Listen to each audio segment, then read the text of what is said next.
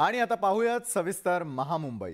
शिंदे आणि ठाकरे समर्थकांमध्ये आरोप प्रत्यारोप होत असतानाच बाळासाहेबांची शिवसेना पक्षाच्या नेत्यांनी आता थेट ठाकरेंना लक्ष्य करायला सुरुवात केलेली आहे। आणि विशेष म्हणजे ज्यांना उद्धव ठाकरेंनी मंत्री बनवलेलं ते नेतेही आता ठाकरे टीका करतायत। अशा टीकाकार नेत्यांमध्ये आता बच्चू कडूंचाही सहभाग झालेला आहे। फेसबुकवरून सरकार चालत नाही असं म्हणत बच्चू कडूंनी टीका केल्यानंतर आता ठाकरे सेनेकडूनही बच्चू कडूंना जोरदार प्रत्युत्तर दिलं गेलेलं आहे। त्यामुळे बाळासाहेबांची शिवसेना आणि शिवसेना उद्धव बाळासाहेब ठाकरे पक्षात पुन्हा एकदा जुंपल्याचं पाहायला मिळत आहे। फेसबुकवरून सरकार चालवलं, बच्चूंचे ठाकरेंबद्दल कडू बोल। निवड फेसबुकवर येऊन गोलगोल गोष्टी करून घ्यायचा ते पोहोचवत होते। आधी राणांच्या आरोपांचं उत्तर द्या।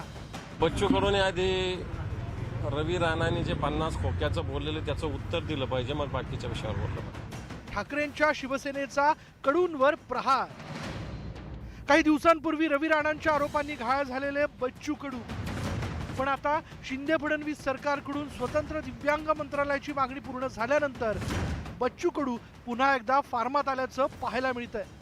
कारण ज्या उद्धव ठाकरेंनी त्यांच्या मंत्रिमंडळात बच्चू कडूंना मंत्री बनवलं, त्याच ठाकरेंवर आता बच्चू कडूंनी आसूड ओढायला सुरुवात केली आहे। अमरावतीच्या धामणगावमध्ये बोलताना बच्चू कडूंनी ठाकरेंवर जोरदार टीकास्त्र टाकले। निवड फेसबुकवर येऊन गोलगोल गोष्टी करून घ्यायचा ते पोहोचवत होते। घरी जर स्वयंपाक केला नाही, मार सांगितलं गोबीची भाजी चांगली झाली, पण ताटात कुठं आहे गोबीची भाजी चांगली झाली, ताटात आणा लागेल ना, पोट भरलं पाहिजे ना। बोल बच्चन से थोड़ा होता है, कर्मार कर्तव्य करना पड़ता है उसके लिए। आता बच्चू कडूंनी थेट ठाकरेंवर वार केल्यानंतर ठाकरेंच्या शिवसेनेनेही बच्चू कडूंवर प्रहार केला। विधान परिषदेचे विरोधी पक्षनेते अंबादास दानवेंनी रवी राणांनी केलेल्या आरोपांची आठवण करून देत त्या संदर्भात उत्तर देण्याचं आव्हान बच्चू कडूंना दिलंय। बच्चू कडूंनी उद्धव ठाकरे आणि आदित्य ठाकरेंवर टीका केली। ते म्हणाले फेसबुक लाईव्ह फक्त करून सरकार चालत नाही। फक्त बच्चू कडूने आधी रवी राणांनी जे 50 खोक्याचं बोललेलं त्याचं उत्तर दिलं पाहिजे, मग बाकीच्या विषयावर बोललं पाहिजे। खरं तर शिंदेंची बाळासाहेबांची शिवसेना आणि ठाकरेंची शिवसेना उद्धव बाळासाहेब ठाकरे या दोन्ही पक्षांमध्ये सातत्यानं शह-काटशहाचं राजकारण सुरू आहे। त्यातच आता शिंदे समर्थक नेत्यांनी थेट ठाकरेंवर टीका सुरू केल्यानं दोन्ही पक्षांमधील संघर्ष आणखी चिघळण्याची शक्यता आहे। Bureau report, news 18 Lokmat. केवळ उद्धव ठाकरेंवर टीका करून बच्चू कडू थांबलेले नाहीयेत। त्यांनी राज ठाकरेंवरही चौफेर टीका केली। ठाकरेंवरती आजपर्यंत किती गुन्हे दाखल आहेत असा सवाल कडू यांनी केलेला आहे। आणि केवळ सभा घेऊन पक्ष वाढत नाही असं म्हणत कडूंनी ठाकरेंवर निशाणा साधला। बच्चू कडूंचे मनसेला कडू बोल। निवळ बोलल्यानं मात्र थोडं जमत असतं। मनसेच्या हिंदुत्ववादी बाण्यावर टीकेचे बाण। महाराष्ट्र माझा, मी महाराष्ट्राचा, पण तू कुठं इथले आहे बाबा। सभा घेऊन पक्ष वाढत नसल्याचा राज ठाकरेंना टोला। जमलेल्या माझ्या तमाम मराठी बांधवांनो, भगिनींनो आणि मातांनो, बच्चू कडू 4 वेळेस निवडून आला। जातीचं सोंग नाही, जातीचा झेंडा नाही, धर्माचा झेंडा नाही। राज ठाकरे आणि बच्चू कडू हे राजकारणी असले तरी त्यांच्यात तशी स्पर्धा नाही। दोघांचीही प्रभाव क्षेत्र वेगळी आहेत, पण बच्चू कडू हे थेट मनसे अध्यक्ष राज ठाकरेंच्या कार्यपद्धतीवर बरसले। राज ठाकरेंच्या 13 आमदारांना महाराष्ट्रातली जनता विसरली आहे। जात धर्म लावल्यानं पक्ष वाढत नाही, लाखांच्या सभा घेऊन मतं मिळत नाहीत असा टोला बच्चू कडूंनी लगावलाय। आपण मनसे पाहिलं नाही का मधातल्या काळात, मी महाराष्ट्राचा, मी मराठीचा काहीतरी ते स्लोगन होतं, महाराष्ट्र माझा, मी महाराष्ट्राचा, पण तू कुठं इकडे आहे बाबा, इकडे आपण टोले झाले। निवळ बोलल्यानं मात्र थोडं जमत असतं। दिल्ल्या लोकांना शिक्के 13 मत 13 आमदार निवडून दिले। महाराष्ट्र विसरून गेले 13 आमदार। बच्चू कडूंच्या या टीकेवर मनसे शांत कशी बसेल? त्यांनीही बच्चू कडूंवर प्रहार केलाय। बच्चू कडूंचा एक मंत्रिपद मिळण्याकरता त्यांनी ज्या लेवलची लाचारी केली होती ती लाचारी सर्व ज्ञात आहे लोकांना. आणि बच्चू कडूने राज ठाकरेंविषयी बोलू नये, कारण त्यांची ती पहिली गोष्ट पातळी नाही आहे. भाजपसोबतच्या हिंदुत्वाच्या एका धाग्यात सध्या मनसे आणि बच्चू कडूंचा प्रहार बांधला गेलाय. बच्चू कडूंची वक्तव्य पाहता हा धागा कधीही तुटण्याची शक्यता नाकारता येत नाही. संजय शेंडे, न्यूज 18 लोकमत, अमरावती. केंद्रीय गृहमंत्री अमित शहा यांच्या उपस्थितीमध्ये सीमा प्रश्नी आज दिल्लीत मुख्यमंत्री एकनाथ शिंदे, उपमुख्यमंत्री देवेंद्र फडणवीस आणि कर्नाटकचे मुख्यमंत्री बसवराज बोम्मई यांची बैठक पार पडली. या बैठकीमध्ये दोन्ही राज्यांच्या मुख्यमंत्र्यांशी सकारात्मक चर्चा झाल्याचं अमित शहांनी सांगितलेलं आहे. सीमावाद हा मुद्दा पेटवण्यामध्ये आल्याचा आरोप करत ट्विटरवरून आगीत तेल ओतण्याचं काम करण्यात आल्याचं अमित शहा यांनी म्हटलं. तणाव निर्माण करणाऱ्यांना उघडं पाडणार असल्याचं अमित शहा यांनी सांगितलंय. सीमावादावरती सुप्रीम कोर्टाचा निर्णय येईपर्यंत दोन्ही राज्य सीमा भागातील कुठल्याही भागावर दावा करणार नाहीत. त्याचप्रमाणे सीमावादावरती तोडगा काढण्यासाठी दोन्ही राज्यांच्या 3 मंत्र्यांची समिती स्थापन करण्याचा निर्णयही या बैठकीत घेण्यात आला.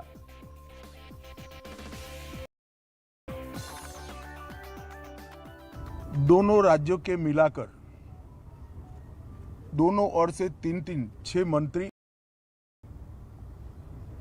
बैठेंगे और इस पर डिटेल नीचे तक परकोलेशन किस प्रकार से हो इसकी चिंता और चर्चा करेंगे. छोटे छोटे और कई मुद्दे भी हैं दो राज्यों के बीच में, जो पड़ोसी राज्यों में आमतौर पर देखे जाते हैं. ऐसे मुद्दों का निवारण भी ये 3 मंत्री दो ओर से जो है वो ही करेंगे. ये भी ध्यान में आया है कि पूरे मामले में फेक ट्विटर ने भी बहुत बड़ा रोल निभाया है. कुछ फेक ट्विटर्स सर्वोच्च नेताओं के नाम से जनरेट किए गए और इसको फैला दिए गए हैं. और ये मामला बहुत गंभीर इसलिए है कि इस प्रकार के ट्विटर से दोनों ओर की जनता की भावनाएं उद्वेलित होती है और घटनाएं जन्म लेती है. तो ये तय हुआ है कि जहां जहां भी इस प्रकार के फेक ट्विटर के मामले सामने आए हैं वहां पर FIR रजिस्टर की जाएगी और जिन्होंने किया है उसको भी जनता के सामने एक्सपोज किया जाएगा. केंद्रीय गृहमंत्री अमित शहांसोबतच्या बैठकीत मराठी शाळा, मराठी भाषा, मराठी माणसांचे कार्यक्रम यावरती कुठल्या प्रकारचा अन्याय होता कामा नये अशा प्रकारची भूमिका मांडल्याचं मुख्यमंत्र्यांनी यावेळी सांगितलं. दरम्यान या चर्चेवेळी दोन्ही राज्यात तणाव निर्माण होईल असं कोणतंही वक्तव्य किंवा ट्विट केलं नसल्याचं बसवराज बोम्मईंनी सांगितल्याचंही शिंदे आणि फडणवीसांनी म्हटलंय.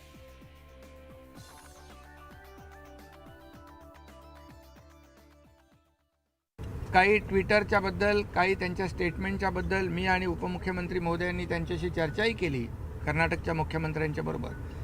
त्यांनी त्याच्यावर स्पष्टपणे सांगितलं की हे माझं स्टेटमेंट नाही आहे, हे ट्विटर हँडल माझंच नाही आहे आणि अशा प्रकारचं कुठलं स्टेटमेंट केलं नाही. म्हणून केंद्रीय गृहमंत्र्यांनी देखील स्पष्टपणे ही बाब या ठिकाणी मांडलेली आहे. आणि कुणीतरी याच्यामध्ये आगीत तेल ओतण्याचं काम करतं आहे आणि म्हणून मराठी माणूस जो आहे, मराठी भाषिक आहेत, आपल्या त्यांच्या भावनांशी खेळण्याचा कुणी प्रयत्नही करू नये. कर्नाटकच्या मुख्यमंत्र्यांनी स्पष्टपणे सांगितलं ते हँडल माझं नाही, ते हँडल माझ्या नावाने चुकीचं चाललं आहे, ते ब्लॉक करण्याकरता ऑलरेडी मी पत्र दिलेलं आहे आणि त्यांच्यावर फौजदारी कारवाई पण केली. तसा बाईट दिलेला आहे त्यांनी कन्नड मीडियाला, त्यात जो असे तसा बाईट नाही तसा नाही. त्यांनी ते क्लिअर केलं, त्यांनी हे क्लिअर केलं. ते म्हणाले की वादातून मंगळवारी आदित्य ठाकरे आणि नितेश राणेंमध्ये कलगीतुरा रंगला.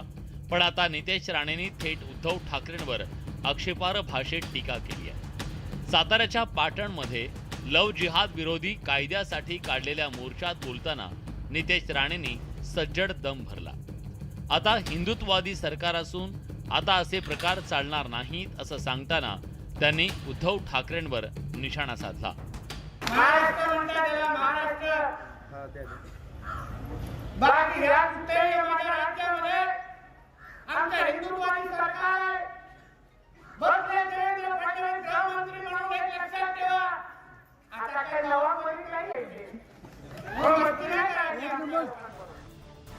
खरं तर राणे कुटुंबीय सातत्यानं ठाकरे कुटुंबावर निशाणा साधत असतं, पण टीका करताना यावेळी नितेश राणेंनी आक्षेपार्ह शब्द वापरल्यानं खळबळ माजली आहे. त्यामुळे ठाकरेंच्या सेनेकडूनही नितेश राणेंचा जोरदार समाचार घेण्यात आलाय.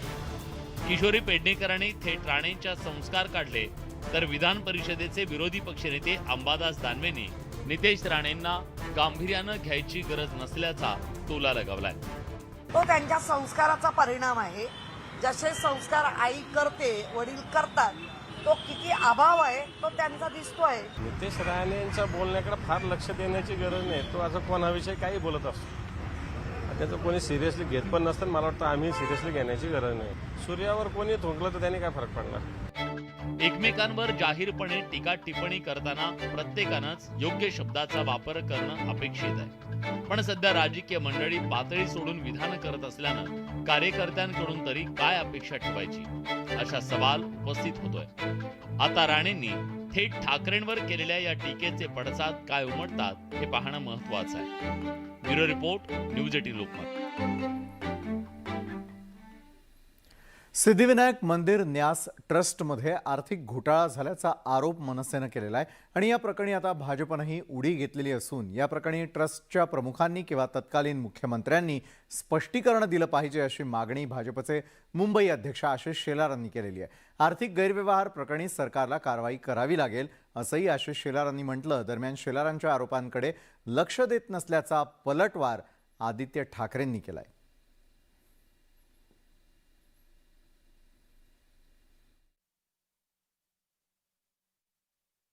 आरोप तर गंभीर आहे. आरोप तर या पद्धतीचा आहे की ज्यामध्ये आर्थिक गैरव्यवहार आहे, आर्थिक दुर्व्यवहार आहे, अशा पद्धतीचा गंभीर आरोप आहे.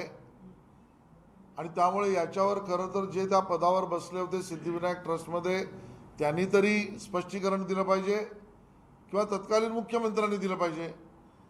आणि दोघंही जर बोटचेपी भूमिका घेणार असतील तर या सरकारला कारवाई करावी लागेल. आशिष शेलार यांनी पत्रकार परिषद घेतली. त्या पत्रकार परिषदेमध्ये सिद्धिविनायकमध्ये जो गैरकारभार झाला त्या बाबतीत विधान केले की माजी मुख्यमंत्र्यांनी याच्या बाबतीत उत्तर द्यावं, नाही तर आमचं सरकार आता कारवाई करेल. पण नक्की त्यांचा आवाज किती या सरकारमध्ये थोडं ठरवावं त्यांनी, म्हणजे त्यांच्याकडे जास्त लक्ष देत नाही. मुंबईच्या दादर परिसरामधील प्रबोधनकार ठाकरे चौकातील केलेलं सुशोभीकरणाचं काम रात्रीतून जमीनदोस्त केलं गेलेलं आहे आणि या तोडक कारवाई विरोधात मनसे चांगलीच आक्रमक झाली आहे आणि त्यांनी थेट बीएमसीला आणि काही भ्रष्ट अधिकाऱ्यांनाच लक्ष केलंय. पाहूयात या संदर्भातला आमचा हा महामुंबई रिपोर्ट. मी आली आहे सध्या मुंबईच्या दादर परिसरातील प्रबोधनकार ठाकरे या चौकामध्ये. इथे येण्याचं कारण असं झालेलं आहे की गेले 3-4 वर्ष या चौकाच्या सुशोभीकरणाचं काम सुरू होतं. सुरुवातीला इथं काहीतरी होतं, त्यानंतर हा अतिशय सुंदर अशी इथे बाग तयार करण्यात आली. हा जो त्रिकोण आहे खरं तर हा, आणि या त्रिकोणाच्या 3ही बाजूंवर प्रबोधनकारांनी लिहिलेले साहित्य जे आहे ते या ठिकाणी शिल्प स्वरूपामध्ये ठेवण्यात आलेली होती. त्या सगळ्या पुस्तकांची नावं शिल्प स्वरूपामध्ये इथे लिहिण्यात आलेली होती. चिऱ्याचा दगड जो आहे तो वापरण्यात आलेला आहे सुशोभीकरणासाठी. पण दुर्दैव असं म्हणावं लागेल की या सुशोभीकरणाचं उद्घाटन होण्याच्या पूर्वीच आता हे पुन्हा तोडण्यात आलेलं आहे. नुकतंच सुशोभीकरण करण्यात आलेल्या दादर परिसरातील प्रबोधनकार ठाकरे चौकातील हा उद्यान परिसर उद्घाटनाच्या प्रतीक्षेत होता. मात्र रात्रीतून कोणालाही न कळवता, कोणाची कसलीही तक्रार नसताना बीएमसी कडून सुशोभीकरणासाठी वापरण्यात आलेले चिरे जमीनदोस्त करण्यात आले. लोकांच्या पैशातून झालेलं हे बांधकाम का तोडलं असा संतप्त सवाल करत टक्केवारीसाठी हे बांधकाम तोडलं का असा थेट सवाल मनसेचे उपशाखा अध्यक्ष लक्ष्मण पाटलांनी केलाय. महापालिकेचे भ्रष्ट अधिकारी आणि राजकीय पुढाऱ्यांचा भ्रष्टाचाराचा हा कळस आहे. हे एक उदाहरण आहे जिवंतपणे. थोड्या साऱ्या टक्केवारीसाठी तुम्ही लाखो रुपयाचा जो याच्यावरती खर्च केला त्याचा चुराडा करून टाकला. तर खरोखर याच्यामध्ये काय त्रुटी असतील तर तुम्ही तशा जाहीर करायला पाहिजे. लोकांची मागणी एक आहे की या चौकामुळे काय त्रास आहे. मग अशी जर तुमच्याकडे लेखी स्वरूपात कोणी मागणी केलेली आहे आणि जर अशी असेल तर तुम्ही ती लोकांसमोर मांडला का नाही. हे सुशोभीकरण तोडणाऱ्यांनी प्रबोधनकार ठाकरेंच्या विचारांवर घाव घातलाय असा घणाघात पाटलांनी केलाय. हा सरळ सरळ थोर विचारवंत साहित्यकार, संयुक्त महाराष्ट्राच्या लढ्यातील आमचे प्रबोधनकार ठाकरे यांचा तुम्ही अपमान केला आहे. ह्या प्रत्येक चिऱ्यावरती घाव घालतेवेळी त्या चिऱ्यावरती घाव नसून हा प्रफुल्ल ठाकरेंच्या विचारावरती तुम्ही घाव घातला, हे दुर्दैव आहे. तर खासदार संजय राऊतांनी याविषयी माहिती घ्यावी लागेल आणि तसं तोडक काम करून कोणाला काय मिळणार आहे असं मोघम उत्तर देत वेळ मारून नेली. पण तो का तोडलाय, कशासाठी तोडला? प्रबोधनकार ठाकरेंचा चौक तोडून कोणाला काय मिळणार आहे? दादरमधील सर्वसामान्य नागरिकांकडून देखील अचानक करण्यात आलेल्या या तोडक कारवाईबाबत प्रश्नचिन्ह उपस्थित केले जात आहेत. शिवाय सध्या पालिकेवर प्रशासक असल्यामुळे सरकार लक्ष घालणार का यावर देखील चर्चा झडतायत. सातत्यानं आम्ही बघत होतो की इथे काहीतरी दुरुस्तीचं काम चालू आहे, इथे काहीतरी सौंदर्यीकरणाचं काम चालू आहे. चांगलं बांधलेलं नवीन बांधकाम ज्याचं उद्घाटनही झालं नाही ते काल रात्री जमीनदोस्त करण्यात आलं आहे आणि मुंबई महानगरपालिका यावर मात्र तोंड उघडायला तयार नाही आहे.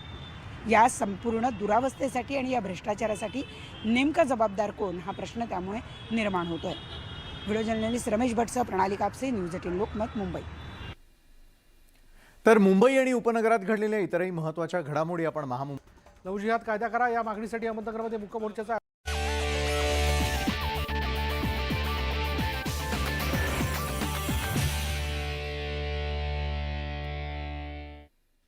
ब्रेक नंतर आपण पाहताय महामुंबई. महाविकास आघाडीकडून 17 डिसेंबरला मोर्चा काढण्यात येणार आहे आणि या मोर्चाला अद्याप पोलिसांकडून अधिकृत परवानगी मिळालेली नाहीये.